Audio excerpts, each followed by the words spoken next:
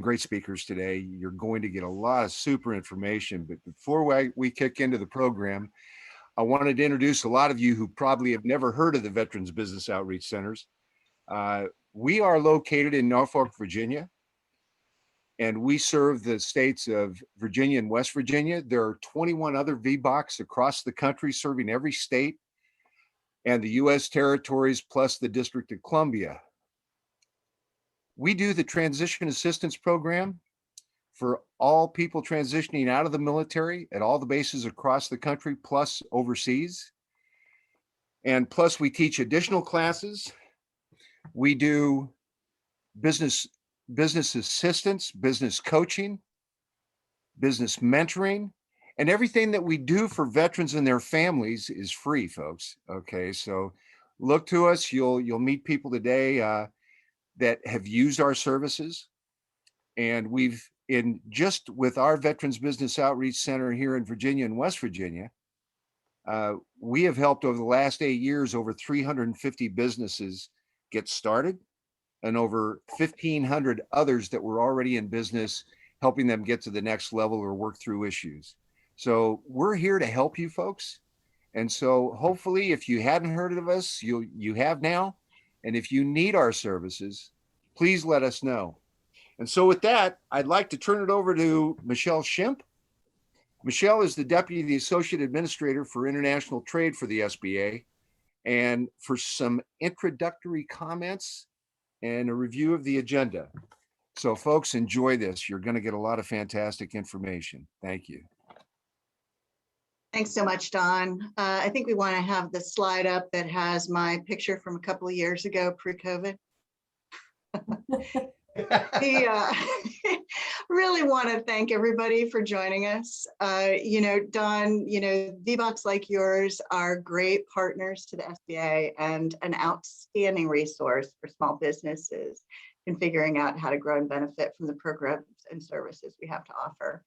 My goal is to raise awareness across your community of 1.77 million veteran-owned businesses of the opportunities in international trade and the help that we have to offer across the SBA network.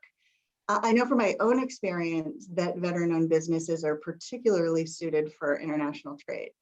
You've got the exposure and appreciation of the world outside the US, combined with the disciplined decision-making, perseverance, and ethics that are ingrained by military service.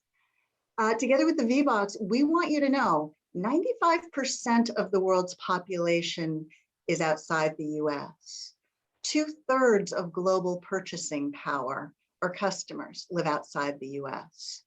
And as we emerge from the pandemic here in the US, there are other countries like Singapore, Taiwan, and Australia that have returned to somewhat more normal business operations. So these are market opportunities now, and they've been market opportunities for some time now. And we want to be able to let you know how you can embrace those opportunities with the help of the Vbocs and SBA, because you'll be stronger for it.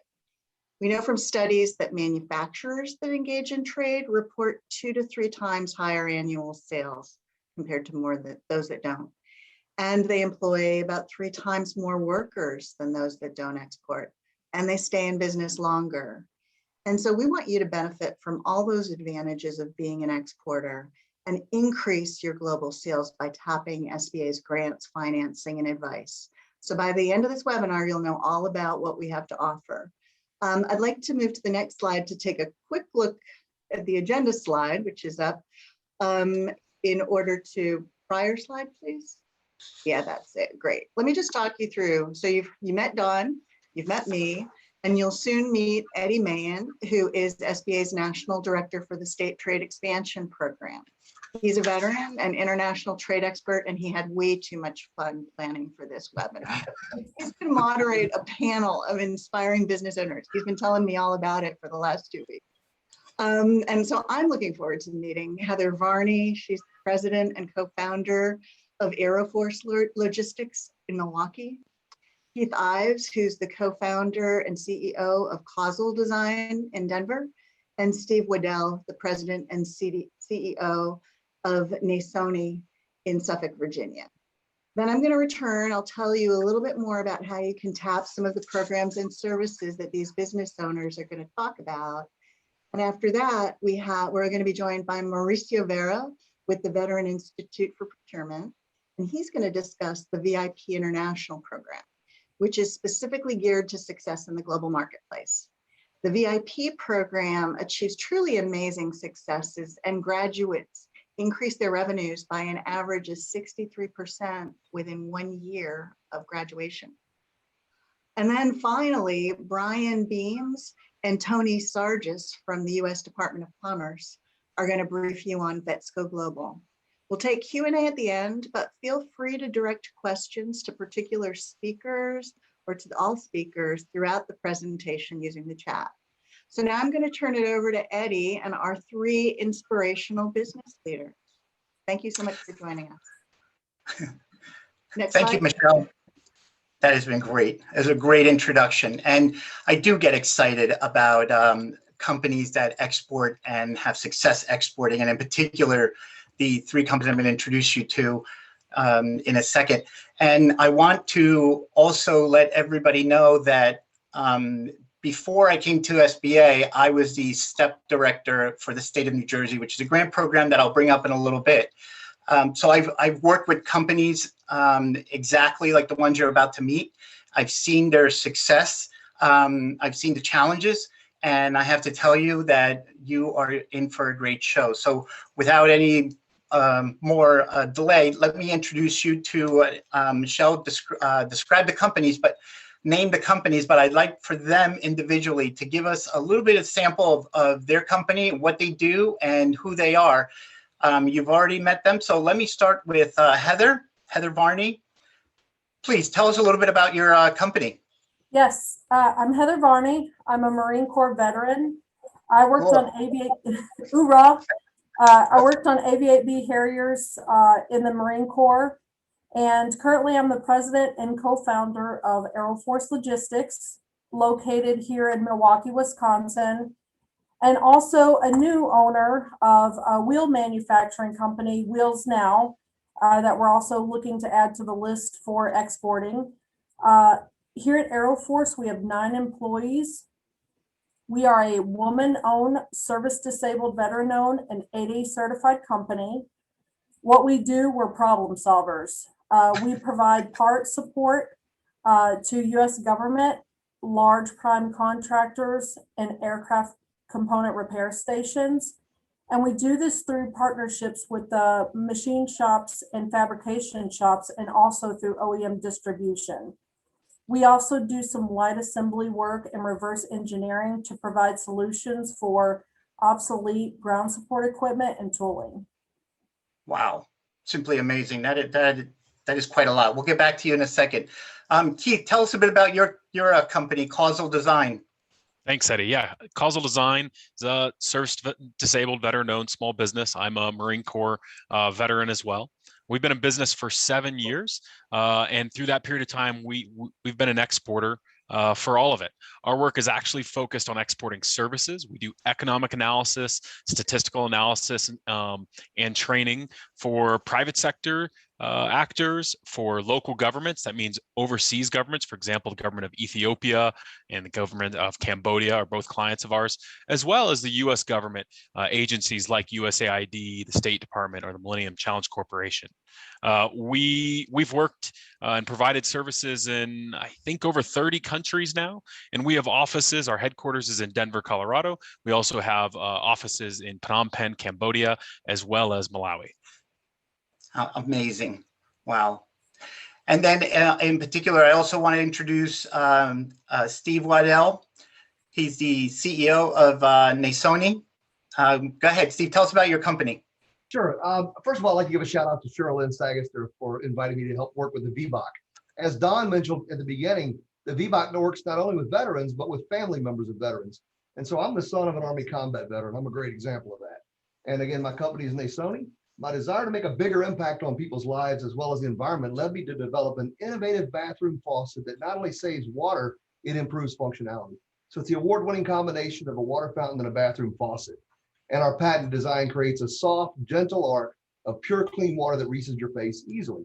You don't need a glass or any other contaminated item in your bathroom to rinse, shave, drink, brush your teeth, wash your face, take a pill, whatever.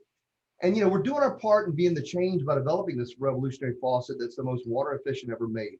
Traditional faucets use 2.2 gallons per minute. Ours uses only 1/10 of that. And we also offer made in the US under sink water filters to allow our customers to have fresh, clean water, no more bottled water. And then the last thing I want to mention, Eddie, is that our formal product launch occurred January of last year. So we're a relatively new company in that regard.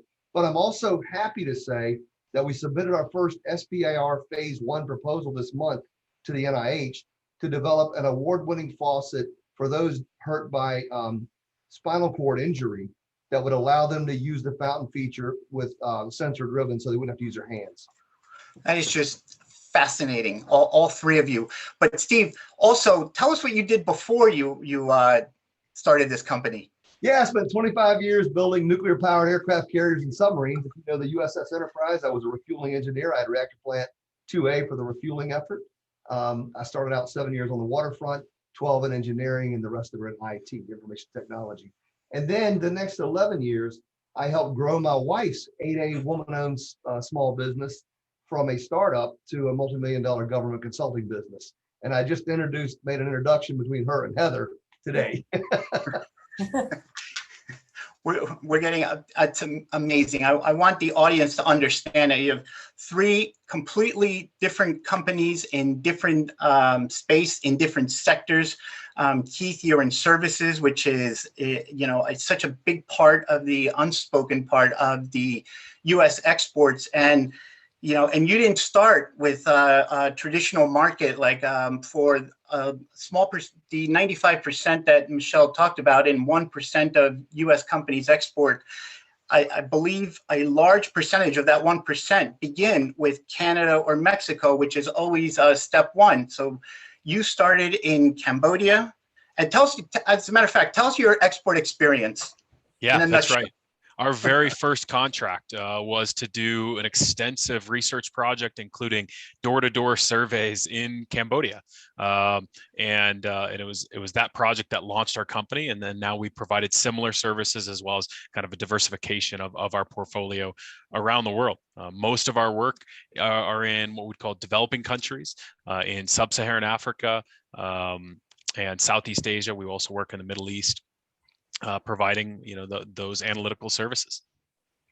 But you actually service those countries, right? It's Right. not as a contract with the federal government and you're over there. You actually, so you have people in countries that also are multilingual. Absolutely. We split our portfolio across three clients, both private sector. This is your normal normal even U.S. companies who want to open up an office in Cambodia and are trying to understand the landscape there. Want to run some maybe marketing surveys to understand willingness to pay in the market for their product. So when Steve's ready to sell his sink in Cambodia, we're going to run that survey for him and tell him what the potential market size is for him there. Yes. And what he needs to price that sink at. We also work. And Heather will get it there. Right. Heather will get it there. Remind me again, what's your MOS? What did you do in the Marines? I was logistics, and I think when we start talking about how the military influenced me as an exporter, I always think of kind of three categories there. One was being in Iraq and being overseas in the Marine Corps is kind of the first time that I saw poverty. It was the first time that I saw public policy failures to that extent and knew that I wanted to get into that world. The second piece of those hard skills, I was a logistician. I was in the foreshop. I knew how to run spreadsheets. I knew how to ship items around the world. I knew how to get, the right folks to the right place and get them there on time. And then that third part was the soft skills, knowing how to, you're going to go into every Marine has, yes, hard heads, but soft skills. But that can-do attitude, the problem solving, the comfort in ambiguity. I remember the first time I tried to open a bank account in Cambodia for our company there, and it was like a 7-day ordeal with a lot of time just sitting around trying to figure out who was going to be more stubborn, me or the branch manager at that bank. Again, that hard head prevailed. And we won, but that I think a lot of veterans are coming with that skill set of operating in ambiguity and being creative problem solvers. Yeah, and by the way, I saw a question come in just a second ago about, is this event only for veterans. No, it's not. But we're featuring veteran companies, and if they didn't say it before, it's recorded, so I know it's going to go out to everyone. Heather, give us a little bit of your experience as far as developing as a, let me get this straight, woman-owned business, disabled veteran-owned business, and you are in the aerospace or heavy equipment field. Tell us a little bit more about that. Yes, so of the three companies today, we're the baby company. We're very new to exporting when it comes to the actual logistics side of it. However, for 15 years previous to this, I helped with the technical aspect of classifying parts. So primarily we deal with US government. However, there's some military surplus stock that we have in our inventory that other foreign militaries that will use, and we're looking to export those parts internationally. So far, in the last 6 months, we have shipped to the Netherlands, Singapore, the UK, Poland, Canada, and then also to Afghanistan for US Air Force troop support. So we're learning the game as far as the logistics side. I've taken some classes with the BIS, learned a lot, still continuing to learn. So very thankful for the SBA and the resources they have to offer for us to get out there and learn more of this and grow our company. I can imagine a lot of your equipment or products are ITAR controlled. We do have, majority of what we deal with is controlled by the Department of Commerce. A lot of the structural type parts, a lot of USML parts also moved over to the 600 series. And the USML or department or the ITAR parts that we deal with would be mostly there's some gun parts and missile parts that we deal with, but not nearly to the quantity of the other parts. Oh, you're going to want to talk to Brian Beams, who I saw on the agenda to speak a little bit later at Vboc Global. He's an Air Force guy, by the way. Okay. And a good friend, but that's okay. Listen, I want to talk about COVID, obviously, because I'm sure it's disrupted everyone. But before we get to that, Steve, tell us your initial experience of exporting, because I can only imagine trying to get your product, into every country. So tell us a bit of your experience. Yeah, sure. So one of the things I'll start out with saying is we had some concerns that our products may end up being sold on Alibaba from China. So we took a defensive position and we actually got a patent in China so that not to prevent it in country sales, but if they tried to use Alibaba to sell our product, we'd have a way to issue a takedown notice.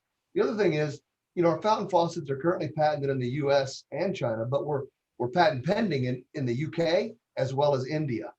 One of the things I learned in order to actually be able to export to Canada, though, was not only do we have to have our instruction manuals and packaging in English, but we also had to have it in Canadian French, not just French, but Canadian French. And then, of course, with Mexico, we had to have the Spanish and so forth. So all the translation things that we had to figure out and learn how to do. And then the other thing we learned about with India, there's a market there for saving water. And that's one of our things our faucets do. I mean, their water problems are tremendously more so than, let's say, California, because of the number of people in India. It's magnified. And so we've been told we have a guy in country that we're working with, and he actually filed our patent on our behalf. And when we filed that patent, we learned that because of COVID, as you mentioned, that our patent cooperation treaty ability to file that patent had expired in January of last year. But because of COVID, they extended that and allowed us, anybody to still deal with submittals for the government. So that was a great thing. And a lesson learned, if you're going to do something in country like that, having somebody that has the local knowledge that can share that is really beneficial. So Steve, do you use local distributors, or do you manufacture here, you ship abroad? How does your business model work? Well, right now we would ship like to Canada and Mexico from where we're at here. But for India, we're actually looking at a different startup and over there. And then we're looking at potentially manufacturing in country. but we haven't gotten to that trade study yet. There are trade-offs in what the government will tax you on and things of that nature when you're doing it in country versus importing. Wow, fascinating. And this is all leading up to the STEP program, which I'll talk about in a second. Keith, tell us your experience with COVID, because you do a lot of on the ground type of service. Yeah. How's that disrupted your environment?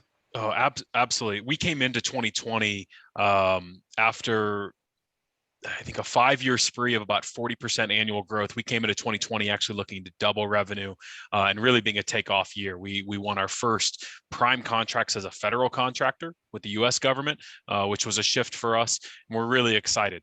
But by March or April of 2020, we saw at least a third. We dropped down to about 66% of our portfolio projects either being canceled or delayed because we weren't able to get on the ground and go to door and do the surveys and do the in-person work that we normally do. That said, being an exporter, having a diversified client base, we're working, we're supposed to be running surveys in Madagascar, in Malawi, Cambodia. Being diversified actually helped us get through COVID. For example, our office in Cambodia has been 100% operational through this entire period. They haven't had the effect of COVID there in Southeast Asia, but in particular in Cambodia that we've seen in other places in the world.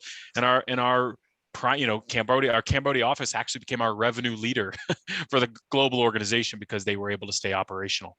So that sort of diversification, has really saved us. That is just incredible. And anybody listening to this right now that has a inkling of exporting, I highly encourage you to reach out to professionals, and you're going to hear from a lot of them today, and get involved in the export world. As Michelle mentioned at the very beginning, it can save companies, and you are all examples of it. Heather, what has been your experience? Because I know from my field that in-person trade events were virtually stopped completely, and with the travel restrictions. So how have you been able to? You mentioned a lot of countries that you visited. Yeah, so for us, it kind of affected it. It affected the growing of our business. We were able to, thank goodness, maintain the business that we had. If you would have asked me if this would have happened 4 years ago when we were heavily in commercial aviation, this would have affected us greatly. Thank goodness, a few years ago, my business partner and I talked about diversifying, across the board, not only working in commercial aviation, but continuing our military aviation, industrial work, Navy ships, other areas that, again, I would say we're still affected by COVID, but not as much as some of the other areas that we were working in. So mostly for us, the biggest effect was our manufacturers and outside processors for the parts for our contracts. There were some delays there, which caused us to be late on some of our contracts. Eventually, the government did allow us to submit letters for reasons of being late due to COVID, and that didn't affect our score, but it could have. I mean, I think about being a small business, we're in this game, we're new, and our score, affects us greatly, to be able to win contracts in the future. So, thankfully, we were able to work through that and get some of those letters and not affect our score. And by the way, our team here that we have, they are just, I can't use the word, but they're awesome people. They work hard and, came into work every day. We were an essential business, and we had all team players, which made it that much better. Wow, that's fascinating. And a credit to the leadership that you all three show into your companies. And, I want to, that actually leads me to a very good point, which is, your military experience and what it has done in your particular business. Before I get to that, I want to take a moment and just mention to everybody listening, and I know I've spoken to the three of you about the STEP program. STEP stands for the State Trade Expansion Program. And it is a federally funded government program, which is administered by the SBA. I am the national director of that program, and we generally have a grant each year of about $19 million that we award to states on a competitive basis, and then states are able to help companies with the cost to offset a lot of the cost of exporting. I highly encourage everyone that is listening to this and viewing this or live right now to reach out to our website, which you'll see in all of these slides, but just take out a pencil right now and write it down. It's sba.gov/STEP, the word STEP, S-T-E-P. There you'll find a list of all the states that have STEP awards, grant dollars available for your company to begin the process of exporting. And just to give you an idea of what some of the allowable activities are, the program varies slightly from state to state. The grant amounts that states can award to companies are designed. States know, for the most part, all states write the program to how it fits best in their state. And that is how we award the funds. And like I said, in New Jersey, we had tremendous success helping companies that had just started to learn how to export or what to do. And in a series of not just financial awards, but just getting into the network.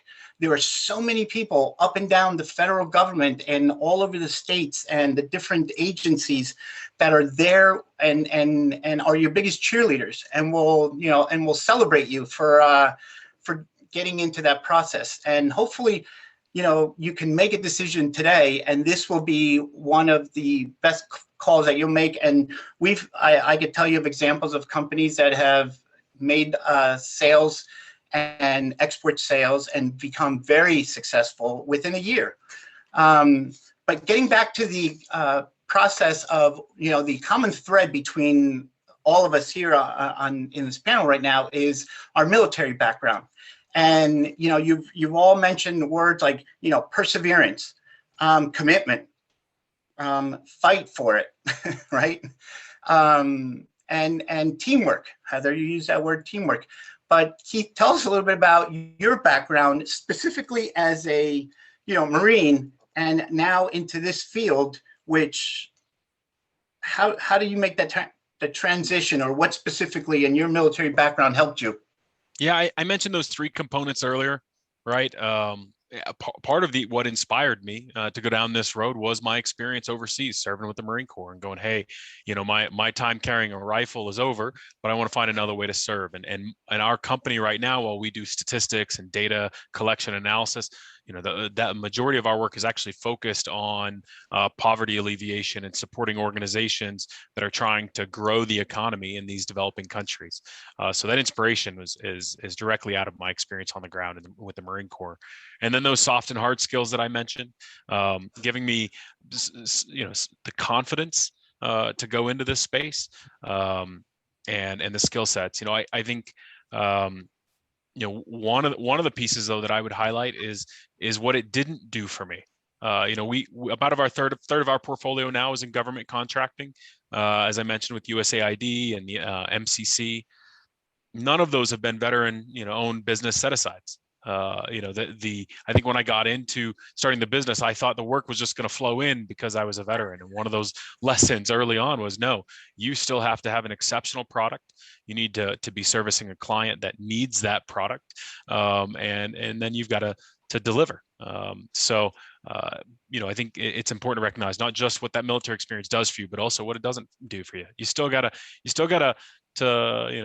I don't think I'm allowed to say it on. You still got to deliver the goods. Yeah, you still got to bust your ass and get it done. So, and that is something that the military teaches you how to do. That's funny. And you're right. Just a pretty face is not enough. I get you. Or mine wasn't pretty enough. One of the two. Yeah, right. And actually, this is also a very good point, Steve, because you're the son of a veteran, and you mentioned earlier that the Vboc also can assist, family members of veterans, and that is just so amazing to me that it's not just, I know that all of our brethren. We want to support them, but also their families. And that must make you feel good. But tell us specifically of your background experience. Sure, sure. Well, many of the typical skills like communication and teamwork and all that applies. But when you think about things like, I'll back up. Everybody knows the quote from Mike Tyson, right? Everybody has a plan until they get punched in the face. So things like conflict resolution, flexibility, adaptability and problem solving, all of that applies. And not to mention multitasking in a very fast pace and often stressful environment, effectively handling multiple projects and deadlines. And then I want to echo off what Keith said when he mentioned about being a veteran-owned business, thinking that contracts are just going to pour in. When you're 8A, you think the same thing. No, it doesn't work that way. You still got to be able to go out, show the customer that you're better than the competitors, and that's why they pick you. And oh, by the way, 8A just makes it easy to get to, but you got to still go market all that. It doesn't just come to you because you're 8A. That's a very good point. And Heather, do you find the same thing as a woman-owned business? Because I know that a lot of contracts are set aside for all the right reasons, but do you find that as well? So I completely agree with both Keith and Steve.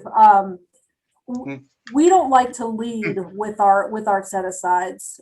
We go in with our experience, our drive, our problem solving skills. We attack it from that way first, and then the set asides are a cherry on the top, if you will. That kind of helps, once you prove yourself, it makes it easier to lock up some things later on. But that's not initially, what wins the business. And, as far as military experiences go and, using that to get into the global market, there are definitely, I can name a lot of words that we said earlier about, teamwork and all these words that we used that everyone else has mentioned. But I think just skills in general, my whole entire life, working through and learning all of these experiences from job to job, being on both ends has taught me as far as how to kind of enter that global world. Americano with creamer and sugar. Excellent. I'll have some coffee as well. So, and I also want to, now I want to switch the subject here for a second. And we're going to do the speed round because we're coming up on our allotted time. And if you are that individual who did not read the instructions and has not muted their phone, please do so at this time. Thank you.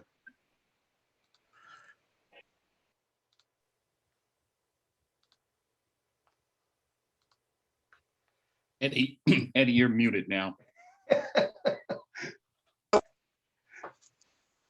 That was, sorry, I was ordering. So I want to get into the speed round here because we're coming up on our time, but I want to know specifically, have you reached out to any of the other services or the offices in your particular state? You have Wisconsin, Colorado, and Virginia. Tell us a bit about that experience. Let's start with you, Steve. Yeah, I mean, I've worked with, not to mention Cherylyn and the Vboc, but I've also worked with Carl Knobloch at the Richmond District SBA. And I've got a lot of support from him and his office in many different ways. They've been pretty much invaluable to tap into in specific needs. Excellent. How about you, Keith? I wished I'd have known about all of this 7 years ago, but it wasn't until I met you, Eddie, that I found out about the STEP program. And we've been in conversations with Nicole at the state of Colorado ever since, working on our first STEP application.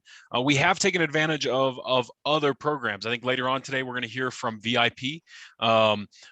Causal Design's a graduate from all 3 courses of the Veterans Institute procurement, and our success, especially recently with federal contracting, our prime contracts now, including with the GSA, are all a direct result of the training and education that we got through the VIP program. Cannot recommend it enough. Excellent. And Heather? We've been through a multitude of SBA programs, but just to consolidate my list as far as like export goes. So what initially got us into this was we were looking for financing for small business exports. And I contacted our local SBA rep who's been with us from the very beginning of Aeroforce. And he put us in touch with Mike Fazio here in Wisconsin, who told us about the Export Working Capital Program, who in turn put me in touch with your team, Eddie, and then Eddie, you had referred me over to Aaron Zitzelberger, who had covered, the STEP program and the Wisconsin IMAG grant. There's so many so many resources out there for export control that I didn't even know existed, and I learned them. I learned about 5 of them in a period of 3 days. And it will continue because it's an ever moving and subject. And actually, to go back to the STEP program that I talked about, almost, I wanted to wait till the end. Almost every service that you described, all 3 of you, are eligible for reimbursement through the STEP program as an allowable activity, which we here in the office at SBA headquarters have recently expanded even more. So things like, it's the understanding that nobody is better at selling your product than you. So what can we do to help you get to that point? And that is the main purpose of the program. So it is to help you do some of the market research, attend trade shows, do some of those patents you talked about, Steve, the patent applications. I mean, and if I didn't say it before, it covers 100% of all the services available through the Department of Commerce.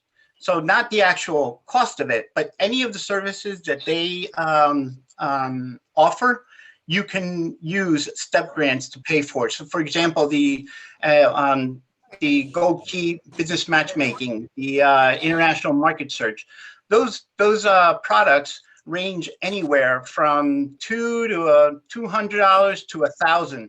But string 8 of them together, like Keith, you're in 30 countries, that ends up being a lot of money. So listen, we're getting to the end of our time. So I want to do a quick survey of each of you. I want to know the one thing that you want the audience to walk away with as far as your experience. And if somebody listening to this and watching this in the days to come, what advice would you give them above anything else that you want them to have? So Heather, let's start with you. Okay, my advice is before you go spend money with the company on something that has to do with growing your business, check with the SBA, see what resources are available. There's many classes and grants available for free that can help you grow. So I say always just check with your SBA first. Oh, thank you for that. And that wasn't intentional, but I would check with also the Department of Commerce, any of the international trade offices and your local state. There is a network of trade individuals all throughout the country that are ready to assist, and in many cases at no cost.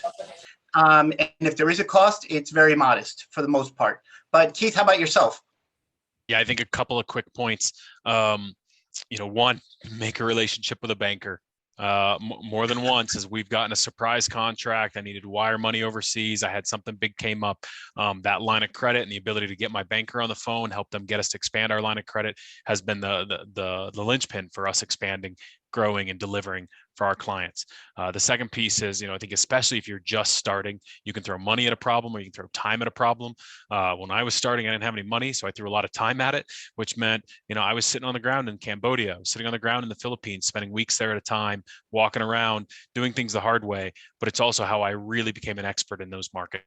So don't be afraid to do it the hard way, roll up your sleeves, get on the ground, and make those relationships, make it happen. Cool. How about you, Steve? But I echo what both Heather and Keith said. I'll expand on what Keith was saying just a little bit, because my recommendation would be that you want to learn a lot more about where it is you want to be in to be successful there. And you got to be willing to meet the right people, be willing to travel there, and it can be beneficial for trade shows or similar events. You could actually get the trade show covered by the STEP grant programs. And so do Absolutely. those due diligence on the requirements for where you plan to export to. Like we're considering India, as I mentioned, because of the water crisis they're dealing with. And we have a contact there who understands what it requires to be successful, even just starting out setting up the companies. We can set up Nasoni as an LLP. Now they don't have LLC over there, and that cost us $1,500. Or we could set it up as a private limited company, which is $2,500 to $3,000. Each approach has different advantages and disadvantages, such as different annual audit requirements, different tax rates, different levels of control. So there's trade-offs. So you need to understand all of that and make sure you understand it well before you step in there. That is excellent advice. That is a lot of one single thing to walk away with from all of you. But I will say this, the one last thing that I will say about the STEP program is that everything is also available virtual, because regardless of what happens with COVID, the virtual world is going to stay. Every event organizer will tell you that. The live face-to-face, grip and grin shows may return, but there will always be a component now, and it will only improve and increase. So our support for companies in that space is not going away. I can't thank you all enough for your time. I salute you. You are not in easy traditional markets and in simple products. And I hope that everybody listening to this will pick up the phone and call their state and look to get an export grant. So Michelle, I'll turn it back over to you, or Steve, and I appreciate your time and have a great day. Thanks, Eddie. Oh, wow. Heather, Keith, Steve, I can see why Eddie had so much fun planning this thing. You all have showcased way, way better than I can, but I do want to just be sure that anybody who's on this webinar knows where to go and how to find out more. So, we know that not all of you are the pioneers and, risk forward souls as Keith, Heather, and Steve, but things may be holding you back in terms of exporting. Can we do the next slide, please? So we know a lot of small businesses don't take advantage of the opportunities of exporting because either they don't know where to start, they think the regulatory environment's too complex, or they think that it's too difficult to finance their global sales. So fortunately, as you just heard, we have a lot to offer in order to address each of those obstacles: business intelligence, grants, and financing. So I'm going to just briefly tell you a bit about each one. Next slide. In terms of business intelligence, this is a place to start. We can help you start on your export journey with SBA's Fast Track service.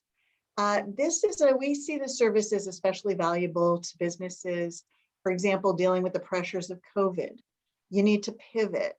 You're facing new unknowns and risks. Figuring out how to get help from the federal government shouldn't be one of those unknowns you have to worry about, as Heather was pointing out.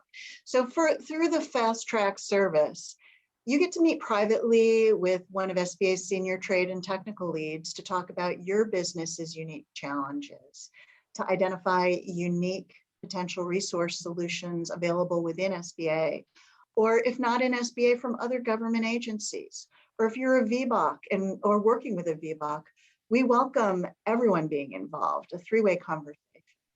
As appropriate, we'll provide you those introductions and professional referrals. Or if SBA can't provide you what you need, they may be at the federal, state, or local level. So all you have to do to schedule one is to call us or send an email to international@sba.gov, and you're all going to receive this slide deck, so you don't even have to write any of this down. But we'll respond to you within 24 hours.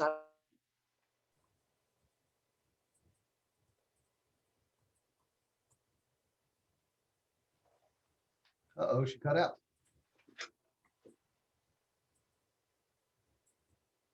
Yes, she'll be back in just a second. But like I said, like she was saying, SBA will be sending out the slide deck, so you don't have to write any of this down. And feel free to offer any questions that you may have at this time. And let's give her a sec. And again, this is the world that we are in now as far as virtual.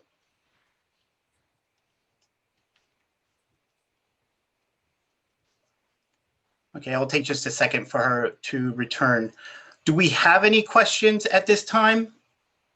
And if Steve, if you're Eddie, on. Eddie, I saw someone asking if there were still funds available under STEP this year. Oh, that is a very good point. That is a very good point. And let me tell you, the program runs during the federal fiscal year, which is begins in October 1. So back in October, we just announced the grant. Sometime in the next couple of days, we will be announcing federal fiscal year 21 applications, which will begin in this October. Now, COVID has delayed travel, so states were given an extension of any funds that they were not able to use since 2018 because it overlapped with when the COVID restrictions began. So right now, as we speak, states have a record amount of funds available. I want to repeat that, a record amount of funds available because the preceding 2 years have been extended. They overlap with this 2020, and going forward, we'll also have additional funds, and more is underway. And I'm talking right now, it's close to $30 million divided in between the states.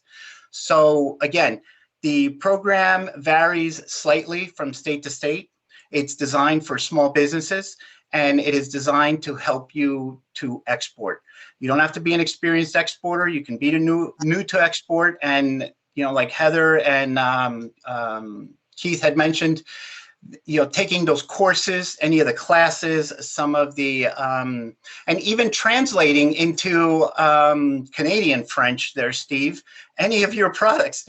I mean, all of those services, whatever it takes to help you begin to export are covered by the grant. So yes, and Awesome. The best way to find out is to go ahead and, when you get to the SBA STEP office and you find out if your state has a STEP grant, then you can find out if they have funds available. And they, for the most part, all states that participate in the program have funds right now. Hey, Eddie, thanks for pitch hitting. For some reason, I got bumped off. Did I get through the fast track service? You did not. No, you had just talked about you'll be getting the slides and that they can call in. So just very, very quickly, I know you've covered STEP. I just want you to know about these trade tools for international sales. This is for those of you that might want to seek information on your own. We developed this online resource. The goal is to serve as a one-stop shop with links to the best free information and resources. So, you can use these kind of resources and links to develop your export plan, protect your intellectual property, use digital and e-commerce tools, and explore export financing. This website exists in Spanish too, and you can learn about new trade agreements. There's an entire section dedicated to the US-Mexico-Canada agreement. So next slide this is where you learn more about STEP. And I think Eddie and the team have briefed us extensively on that. So thank you. I'm going to move on to the next slide then. And so we've talked about how you may also be encountering financing challenges, right? I think we have a hot mic. For those of you who are having challenges with financing, we have a number of things to offer. I think we need to mute if we can. I'll keep going. Though SBA is not a direct lender, as many of you know, we do partner with banks across the country by guaranteeing the loans that you apply for through a bank. And this is especially helpful when you're applying for export financing, which many banks don't offer conventionally. And so an SBA guarantee can help you obtain the capital you may need to sell internationally. SBA will work with your lender to overcome financing challenges you might be experiencing. Like we know a lot of businesses right now, due to COVID, are wrestling with canceled or reduced credit insurance coverage, or reduced lines of credit or working capital lines, which then creates further problems if your buyers overseas are asking for extended terms. Or maybe your foreign buyers are demanding performance guarantees on advance payments, or you're experiencing supply chain issues because of extended payment terms from OEMs. SBA can help you and your lender mitigate against all these issues. Next slide, please. All right, so we have 3 finance programs that can help you meet a wide range of needs, not only if you're a direct exporter, but also if you're an indirect exporter. And what that means is that you are a business that sells to another business that in turn exports their products. Think supply chain. You also could be eligible for these loans. Last year, these loans helped small businesses generate roughly $2.5 billion in sales. So here's a quick snapshot of what we have to offer. Export Express allows for quick access to capital for businesses that need financing up to $500,000. And you can actually apply for a line of credit prior to finalizing an export sale or even before visiting a foreign market. And by getting your financing lined up, it ensures that adequate financing is in place before you agree to those contract terms. And as you grow your international sales, I think, Heather, you talked about this, you can then use the Export Working Capital Program to fulfill your export orders, covering the cost of your goods or financing foreign receivables and export inventory via revolving lines of credit up to $5 million. And then finally, the international trade loan can help a company that's affected by foreign competition that needs to retool or expand to better compete. Can also help existing firms that want to begin to or grow their international sales. There are cases now where it can also finance business acquisition. So as Heather mentioned, we have a staff of export finance managers around the country that work with businesses and banks to tap these solutions and apply them to the business's needs. So we include the link here, or you can just Google find an SBA export finance manager. And then very briefly next, before we move on to the next speakers, this is a slide, a reference slide of all the different contact information, or alternatively, your Vboc counselor can also help connect you with these. So thank you and sorry about the snafu. Thanks, Eddie, for jumping in. Now I am very pleased to introduce Mauricio Vera from the Veteran Institute for Procurement, and he's going to discuss the VIP International Program. Mauricio?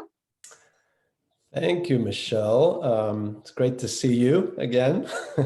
We used to work together years ago at USAID. It's great to see some faces that I recognize. I know Keith well as well. So it's great to be here. Thank you for inviting me and the VIP. I wanted to tell you a little bit about VIP. I only have a limited time, so I will share some thoughts. I'm the Assistant National Director of the Veteran Institute for Procurement. You heard a little bit you heard a success story already. Keith Ives from Causal Design, who's has attended 3. He mentioned that he had been in 3 of our programs, 3 of our curriculums. We now have a 4th. And it's great to hear, how well you've done. And I've seen that personally. I've only been with the program actually for a couple of months, but it's an amazing program. I've actually watched it personally from afar throughout my time when I was at USAID, and was an instructor on the international curriculum. And it's a program that is really just amazing and has just an amazing amount of success. But let me tell you a little bit about it. So our mission at VIP is to arm vets to win in the federal marketplace. So basically, we teach our companies how to adapt, overcome, and win, even in the face of economic challenges like our current pandemic. So what exactly is it? What is VIP? It's a training program for owners, principals, and C-level executives of service-disabled and veteran-owned small businesses, and it specifically addresses federal procurement. It's a 27-hour comprehensive certification program, and it's taught by subject matter experts from industry and government. We normally do this over 3 days of live training. Of course, over the last year, we've shifted to a virtual platform, and it's now run over 11 weeks. There's 21 sessions that we do over those 11 weeks. We actually are graduating 2 classes tomorrow. Tomorrow is graduation. So I've been fortunate enough to moderate one of the classes, and I can talk a little bit more about that. But the programs are basically designed to teach veteran-owned small businesses how to increase their ability to both win and manage government contracts. And it also teaches them how to implement best business practices that they will need to grow. The best part about it is it's always been offered at no cost to veterans nationwide. How's that possible? Well, it's a true private-public partnership. The funding comes from a grant from the SBA, also comes from private sector funding, Lockheed Martin, as well as a couple of other, JP Morgan is one of our donors. State of Maryland also helps out, and we do additional fundraising. And the instructors, as I mentioned, are volunteers from both the private sector and government.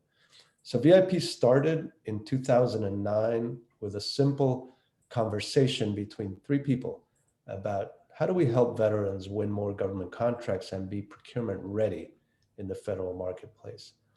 So this conversation led to the creation of VIP and the subsequent training of over 1,675 businesses to date from all 50 states and including DC, Puerto Rico, and Guam.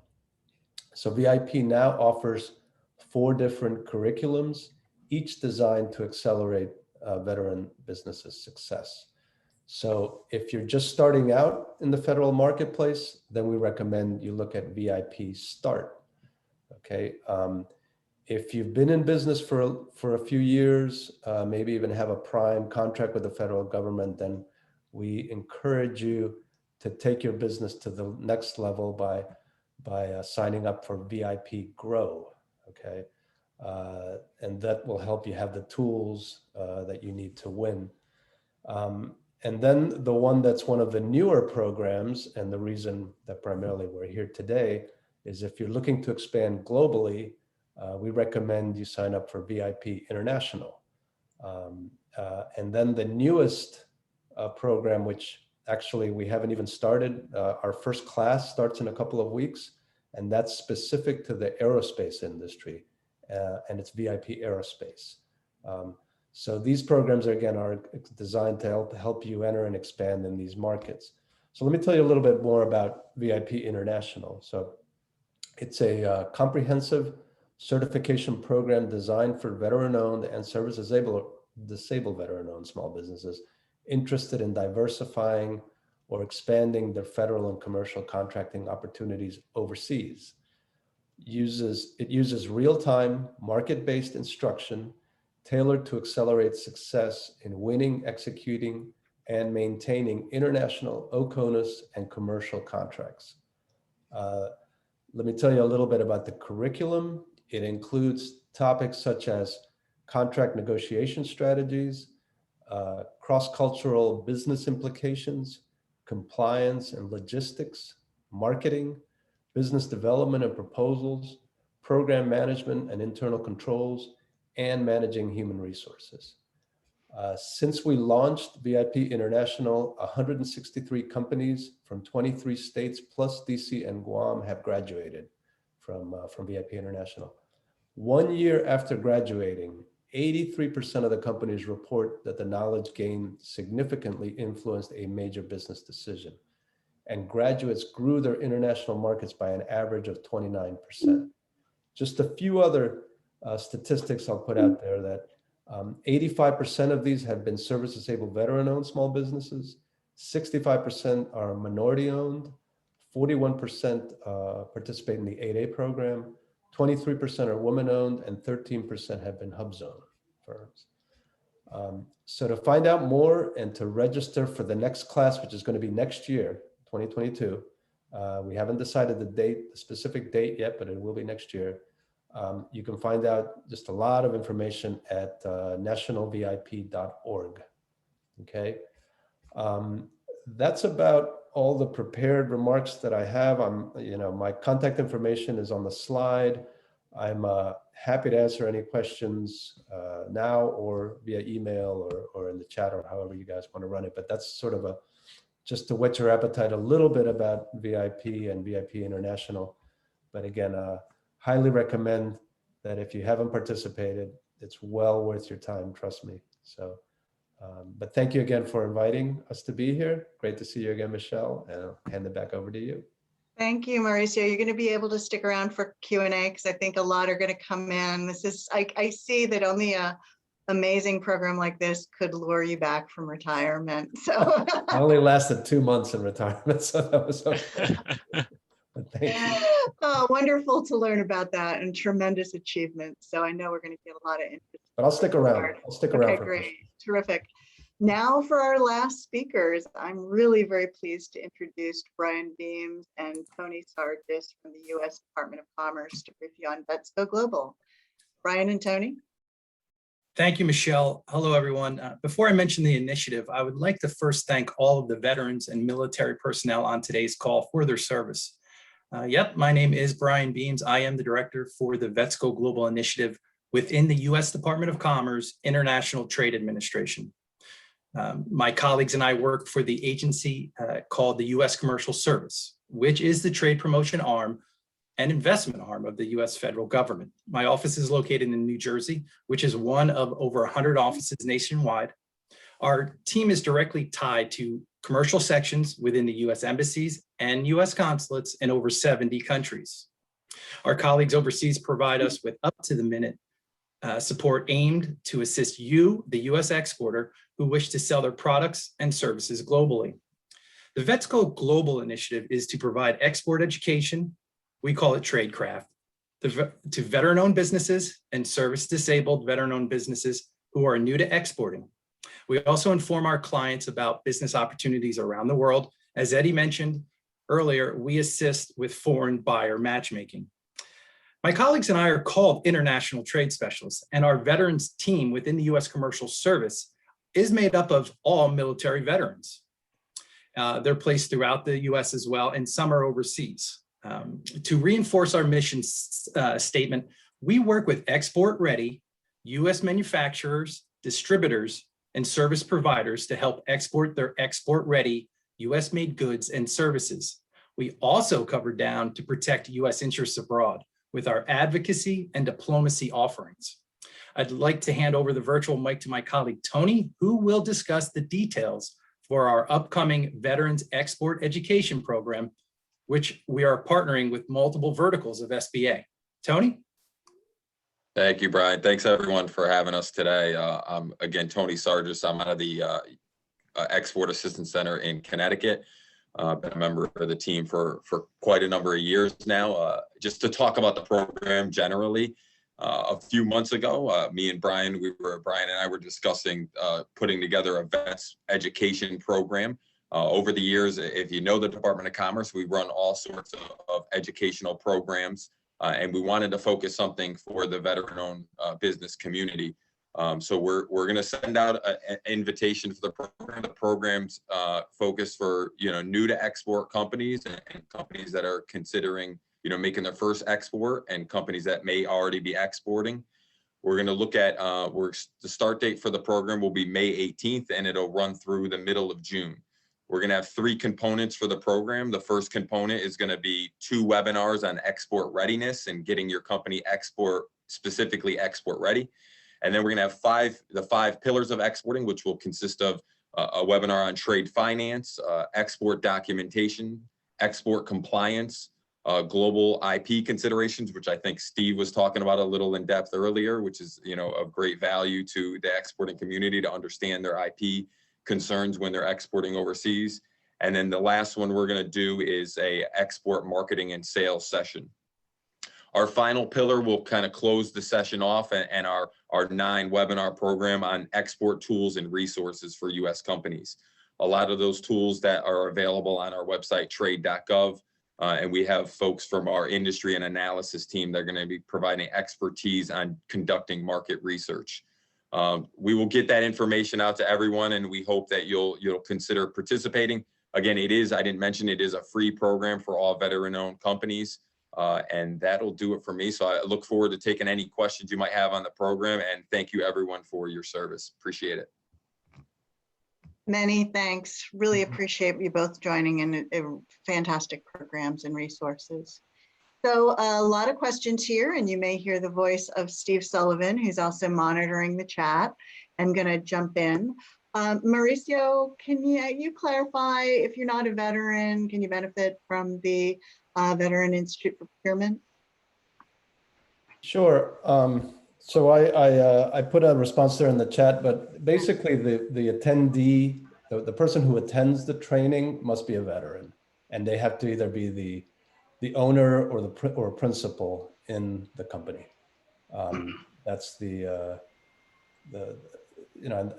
I think that answers the question. And so. And when does the next class start?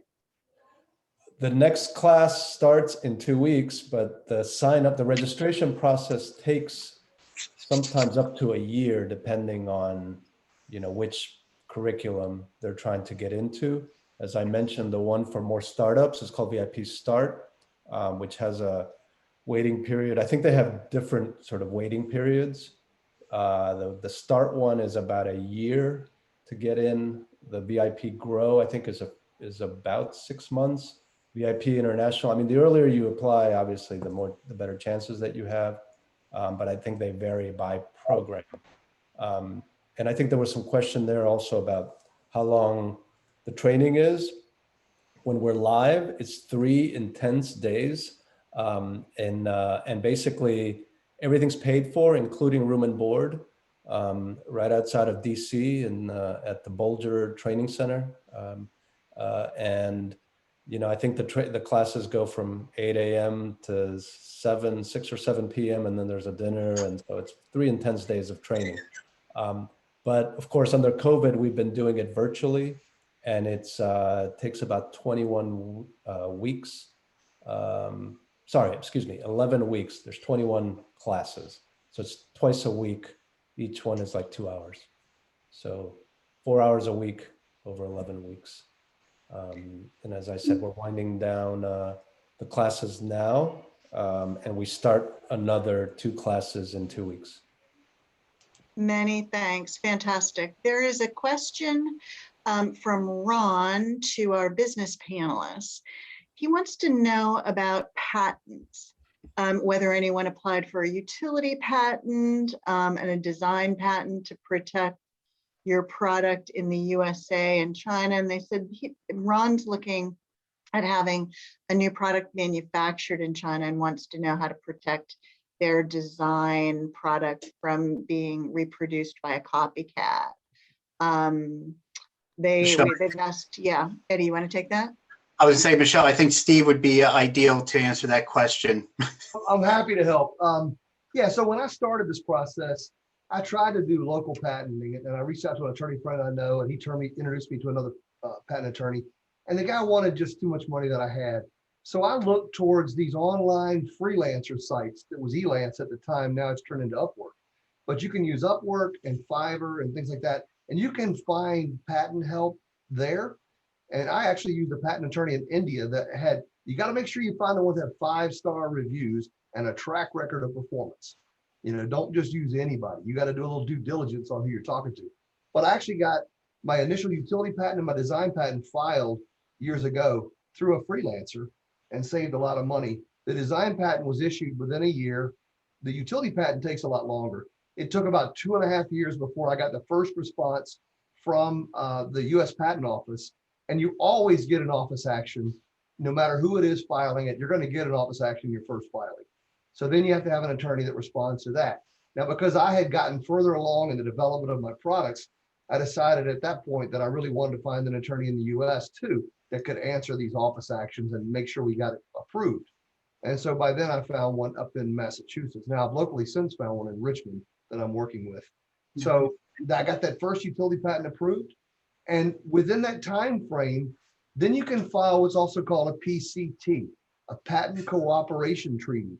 What that does is that allows you to file the same patent in other countries, and it gives you a 1-year runway to do that. At the end of that runway, you've got to figure out which countries you actually are going to file in. So that's why we chose the UK, and I had not selected India, as I mentioned. But once that India came on our radar, our PCT had just expired. But as I mentioned, COVID, the Indian government allowed us to go ahead and file it then. Steve, can I also add one more comment, Eddie? If I may, one more comment. He asked about in China. I actually have a patent firm in China that I've worked with that I can also send in the chat notice. But there's a thing called an NNN. It's an NNN agreement. I had not heard about this until recently. And the NNN agreement is used by an individual or business to protect their idea from theft by Chinese manufacturers. The other thing, though, I'd recommend is you need a partner that kind of understands the global scene. Genomex was a great partner for me.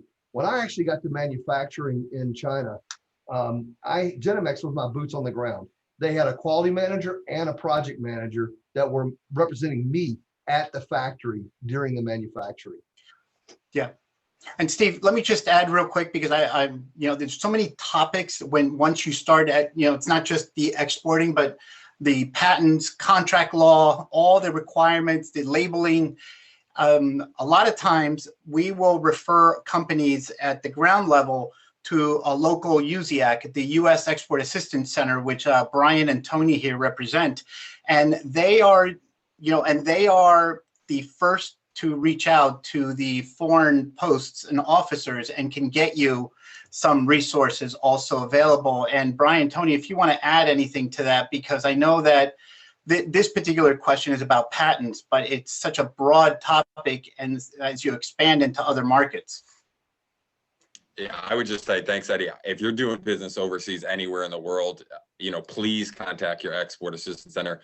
I mean, on any IP related questions too, we ran a call, Brian and I, last night with our Chinese colleagues regarding the fire and safety sector, and IP obviously comes up on any call with China. And we have colleagues in market there at the USPTO office that can help address those questions as well. So if any questions come up or doing business anywhere in the world, don't hesitate to reach out to us directly, or we will connect you with your local Export Assistance Center. And Brian, I don't know if you have anything else to add. And it's, it's two sides of the house. So just by chance, you're already over there, connect with the consulate, find a number, whatever you have to do, the commercial section within a consulate or an embassy. And there are folks on the ground there. A couple things on IPR. Just because you have it here doesn't mean you have it there, wherever there is. And the ideology or the ethos behind how some other countries write up their regulation, completely opposite than the US government it does. And then lastly, you wanted a clear dispute resolution process as you step into not only just maybe neighbors, but when you start jumping over the ponds and really start to grow and expand your business, you want things like that buttoned up. So you're not calling us at 11 p.m. and saying, hey, I need help. It never really ends well. But that's just something. Thanks, Eddie. Yeah, absolutely. And Brian, Michelle, you mentioned earlier in one other presentation. Sorry, Tony, go ahead. You go, I'll make a point after. Yeah, I just mentioned one other thing, and I think Keith mentioned it in his remarks in Cambodia specifically, and pounding the pavement there and spending a lot of time in market. And, that's great. But again, don't hesitate to reach out to us. We have staff in basically every country in the world that can assist with different connections. So reach out to us, before you go or while you're there, and we'll see how we can assist you. So we don't want folks learning the hard way. That's not what we want to happen. So reach out to us ahead of time, and we'll put you in touch with our commercial specialists in the embassy or consulates overseas to provide assistance. So Tony and Brian, a company wants to sign up for your May 18th seminar. How do they do it? So we're going to get an email over to Stephen and with the promotional information. I think we're going to be cleared to go tomorrow on the event as a whole. And then I think Stephen's going to distribute that to everyone on today's call. Great, thank you. And I did see early in the chat, it was a question by, I think his name was Manuel, who runs a construction local services company, wondering where to get started. This blue slide are the two places I'd get started. I'd contact your Vboc or give us an email at sba.governornational and we'll figure out where you need to go. But bottom line is we all play well together. We all refer companies to one another that can help. There was a question about the Export-Import Bank. A lot of ex-Ims, they are definitely still active and very responsive in the COVID space. Their export credit insurance is very complementary to our export financing. Our teams under normal days are co-located out in the field. So yeah, by all means, we can help you figure out how to use SBA services, ex-Ims products, Commerce's assets, and others. Let's see. Is anyone seeing other questions in the chat? Steve, am I overlooking something here? Yeah, Michelle, a couple of things I wanted to hit on. A number of people had asked about the PowerPoint getting sent out. That will be sent probably within the next couple of weeks with the link to the recording and with the information that Tony just talked about. So stay tuned for that. There was another question about the fast track program through the SBDC. I'm not sure if that was referring to the same fast track that you talked about, Michelle, but I believe the Georgia SBDC has a program that they call fast track. So SBDCs do have kind of different programs that they offer to their clients, having different names and really training on preparing the company to go overseas. So that would be something that you'd want to reach out to your SBDC on.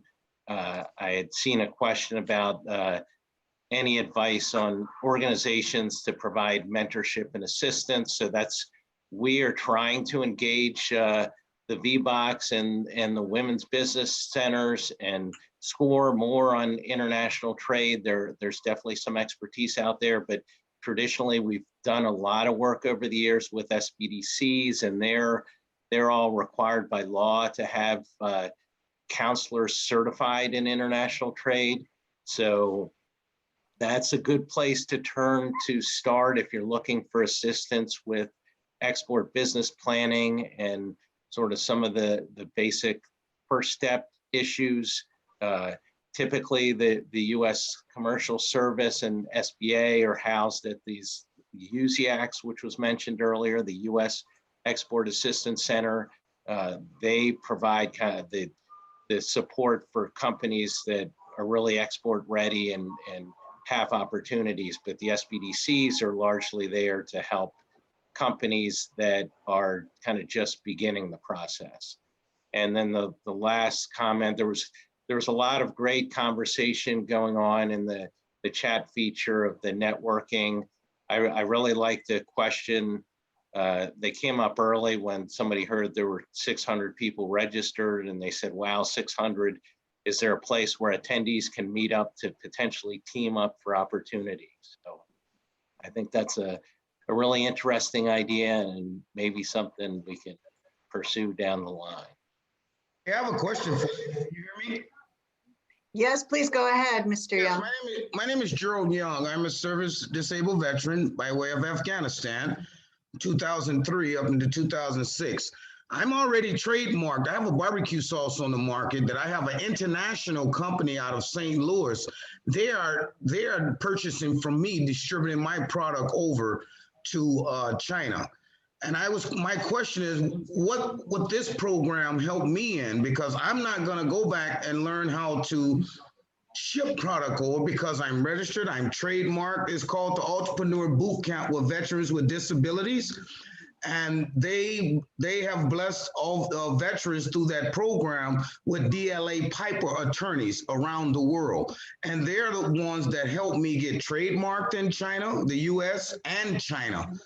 So far as this program, where would I fit in with Young G's barbecue sauce? In fact, you can buy it online. It's healthy for us, guys. It's good. I love it. I love it. If only you'd gotten SBA support, you could be one of our next speakers on our next webinar. Darn.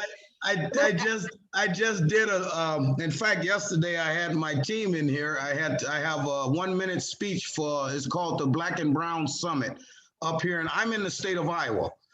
And I believe I will be the only veteran that opened up real well.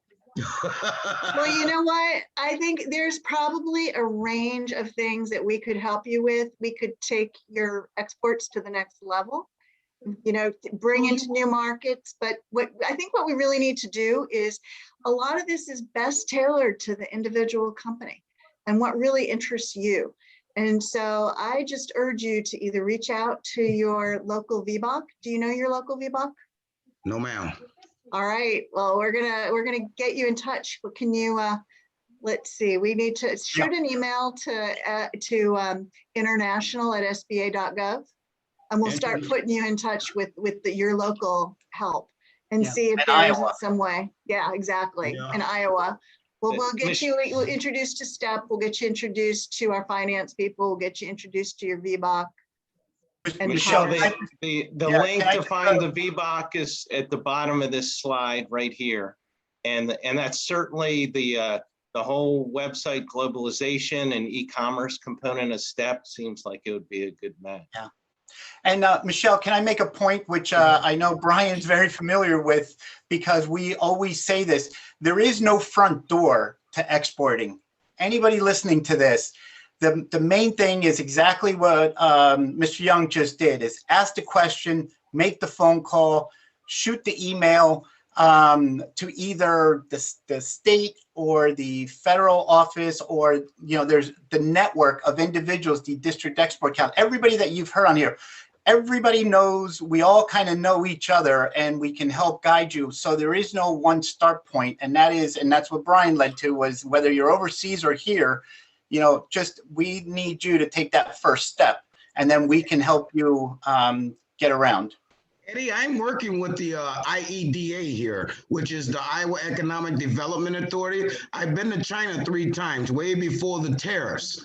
And I was with the U.S. ambassador, which was our former governor here, Terry Branstad. And I'm working with his team as we speak, because they know the challenges that we face to get product into other parts of the country. But if you guys look me up, you'll see I have websites running in Shanghai, Beijing, Taiwan, and it's in Mandarin. And so this is the kind of help I got from my state with the Iowa Economic Development Authority. And that's why I asked, where would this program, where would I fit? Because what I do is contract it out to an international team. They purchase from me, they export it over, just like I'm on Alibaba. We all heard of Alibaba, the biggest e-commerce in the world. You can find Young G's on there where I get inquiries coming in. We do have boots on the ground in China and Shanghai, one of our sales directors, to get the product moving. And it's a very healthy product, and we're focusing on Asia as we speak. Besides making me hungry, you gave me some good ideas, and that's exactly why I wanted you to email us, because website, cybersecurity, those are all eligible, allowable activities under this program. But again, send us the email. We'll talk offline. I'll get you in contact with, you know, the rest of the Iowa individuals and anyone else here at International Trade Administration as well. Do I send it to the SBA.gov international? Yes. Yes, international@sba.gov. International@sba.gov. Yeah, and I think, sir, that you've actually already benefited from your Iowa State resources that are associated with us. It's just that you didn't know it, and that's okay. I didn't know it. It's great. Well, good. Thank you very much, and I'm glad to hear about your success. And y'all look me up, ygsbbq.com. Okay. I saw one more question in the chat, whether or not. You went on mute. I think that, yeah, the question was about, does training count for export? And yes, it does, depending if it's training related to getting you to be able to export, it would under the STEP program in that particular state.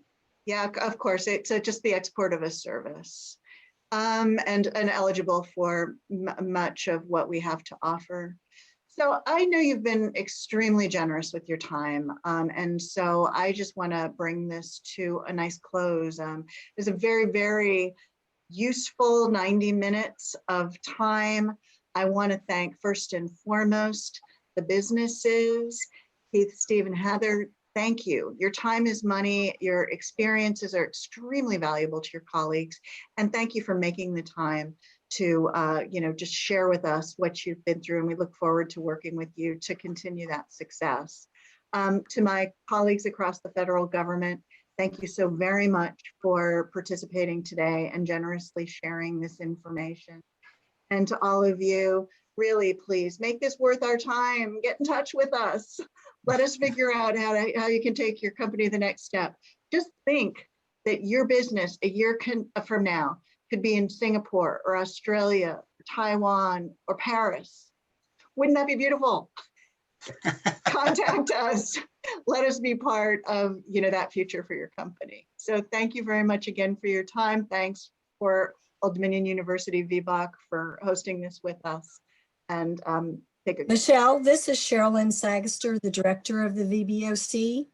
Hi, Cherylyn. Thank you. You're so welcome. What a great training. I just wanted to let you know that I was telling Ray Milano this morning, this afternoon on our weekly Vboc call. Your team has been top-notch professional. They've been amazing. They've been right on point. They did everything they said that they would do. Really enjoyed, my team and I have really enjoyed the experience. We've wanted to do something along the areas of trade for, well, this is our 8th anniversary this month. So we've wanted to, but we just had not done it. And so Ray mentioned it to me and said, hey, I got the right guy for you. And that was Steve. And so we've really enjoyed it. Eddie, you're like unbelievable. Great job you did. I have encouraged all the other Vbocs. I hope you don't mind. You might get a barrage, but I encourage them to please reach out to your office and see if they can get their own Vboc, opportunity. Yeah, that they can get their own opportunity to do work with your office with regards to international trade. Thank you for your collaboration, Cherylyn, and thanks for your endorsement. It means a great deal. Oh, well, it's solely deserved. And of course, I want to thank our client, Steve Waddell, who never stops. I don't even know if he ever even sleeps or eats. But Steve, you did a great job also, as you always do. And thank you all for having us be a part of this. And we had a great moderator. Young G's barbecue sauce. We support our endeavor. Okay. Oh, and Gerald, I wanted to tell you, your Vboc is out of Missouri. Her name is Darcella Craven. Darcella Craven. Oh, I met them. In fact, I'm working with them now. She's amazing. She gets stuff done. You're the right person there with regards to the Vboc. Yes, ma'am. Vboc. Yes. Got it. You did a great job moderating. I got my counselor Damon. I'm working with Damon. So hey, thank you guys. I just wanted to learn more, but I think I'm ahead of the game here. Well, good luck. Good luck to you. I encourage you to just keep on keeping on. Yes, ma'am. That's where the results come from. All right, you guys, I love Young G's. Right. Thanks so much, and have a great day. All right, thank you. Thank you very much. Bye-bye. Okay. Goodbye, everyone. Thank you. Thank you again.